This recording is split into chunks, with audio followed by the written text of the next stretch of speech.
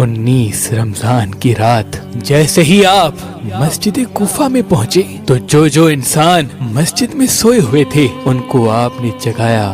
ان میں آپ کا قاتل عبد الرحمن ابن ملجم بھی تھا۔ اس نے جیسے ہی امام علی علیہ السلام کو دیکھا تو امام علی علیہ السلام نے فرمایا، فجر کے وقت اللہ کے گھر میں سونا اللہ کو پسند نہیں، اٹھو اور اپنے فعل کو انجام دو۔ یہ کہہ کے آپ محراب کی طرف روانہ ہو گئے اور اذان دینے لگے۔ آپ کی آخری اذان جیسے ہی کوفے کی گلیوں میں گونجی تو ایک کوہرام برپا ہو گیا۔ ہر کوئی رونے لگا کہ آج ہی آسمان کا رخ کچھ عجیب لگ رہا ہے۔ امام علی علیہ السلام بعد اذان جیسے ہی اللہ کی عبادت کے لیے مصلی پہ پہنچے، قیام کیا، رکوع کیا، سجدے میں گئے تو عبد الرحمن ابن ملجم جو اپنے ساتھ ایک تلوار چھپا کے آیا تھا جو زہر میں ڈوبی ہوئی تھی، آپ جیسے ہی سجدے میں گئے تو اس ملعون نے سجدے کی حالت میں آپ پہ وار کر دیا۔ جیسے ہی آپ کے سر پہ اس ضرب کا لگنا تھا آپ نے فرمایا، فزتو برب الکعبہ، کعبے کے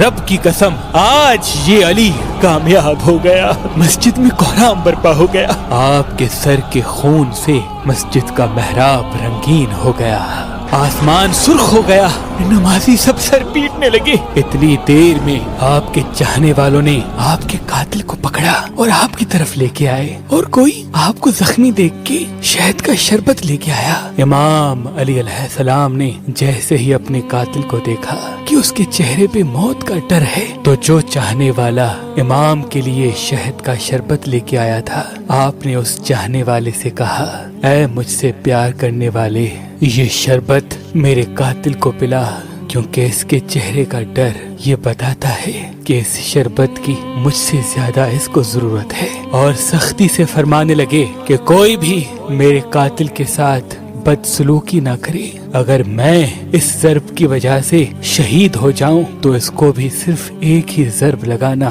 اگر ایک ضرب سے یہ بچ جائے تو اس کو آزاد کر دینا، اگر اس ایک ضرب سے یہ مر جائے تو میرے قاتل کے جسم کی بے حرمتی نہ کرنا، اس کے غسل و کفن کا اہتمام کرنا، اس کے جسم کے حصے نہ کاٹنا، کیونکہ میں نے اللہ کے رسول سے سنا کہ اللہ ایسے انسان پہ لعنت کرتا ہے جو مرے ہوئے انسان کے جسم کے حصے کاٹ کر اس کی توہین کرتے ہیں۔ پھر آپ فرمانے لگے، حسن آؤ نماز پڑھاؤ۔ امام حسن علیہ السلام نے نماز فجر پڑھائی اور پھر امام علی علیہ السلام کو اپنے گھر کی طرف لے کے جانے لگے۔ آپ کے مقدس خون سے آپ کی سفید داڑھی سرخ ہو چکی تھی اور زہر میں ڈوبی ہوئی تلوار کا زہر آپ کے جسم میں پھیلنے لگا تھا۔ امام علی علیہ السلام جیسے ہی اپنے چاہنے والوں کے ساتھ اپنے گھر کے قریب پہنچے تو آپ نے فرمایا، عباس، حسن، حسین، میرے چاہنے والوں کو کہو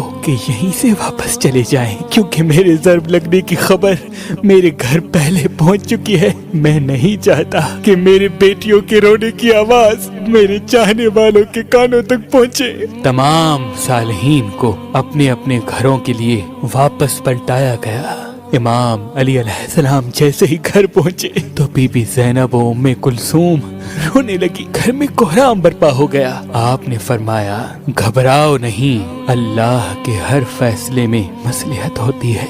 بس آپ بستر بیماری پہ آئے، طبیب نے دیکھا تو رو رو کے فرمانے لگے کہ امام علی علیہ السلام کے جسم مبارک میں زہر پھیل چکا ہے، جتنا ہو سکے امام علی علیہ السلام کو دودھ پلائیں۔ یہ بات جیسے ہی کوفے کی گلیوں تک پہنچی تو ننھے ننھے یتیم بچے اپنے ہاتھوں میں دودھ لیے امام علی علیہ السلام کے دروازے تک پہنچے اور کہنے لگے، یا حسن، یا حسین، ہمارے امام کو ہمارے حصے کا دودھ پلائیں، ہم ایک مرتبہ یتیم ہو چکے ہیں، دوسری مرتبہ نہیں ہونا چاہتے۔ آپ بستر بیماری پہ بھی مسلسل اللہ کا ذکر کرتے رہے۔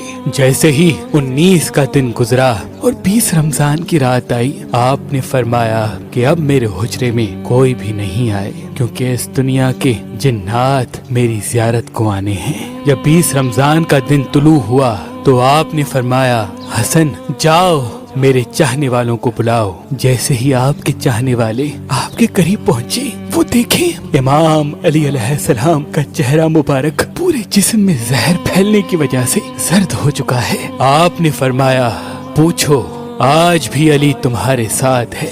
میں زمین کے رستوں سے زیادہ آسمانوں کے رستے جانتا ہوں. پوچھ لو، کیونکہ جب تم اپنی آنکھوں سے مجھے نہیں دیکھ پاؤ گے تو بار بار پچھتاؤ گے کہ کاش کچھ اور پوچھ لیتے.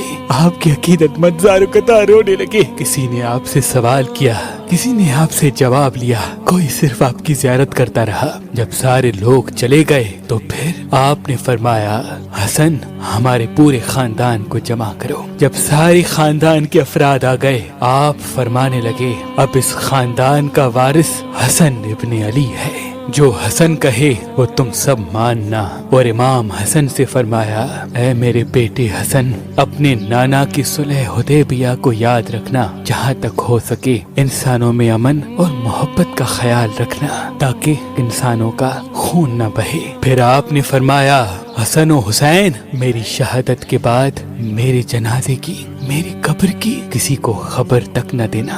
میرا جنازہ اونٹنی پہ رکھ دینا، پیچھے سے حسن و حسین تم اٹھانا، آگے سے جبرائیل و میکائیل اٹھائیں گے، کیونکہ مجھے پتا ہے کہ اللہ کے دین کے دشمن میری شہادت کے بعد یہ چاہیں گے کہ اس علی کی قبر کو کھود کر علی کے جنازے کی توہین کریں.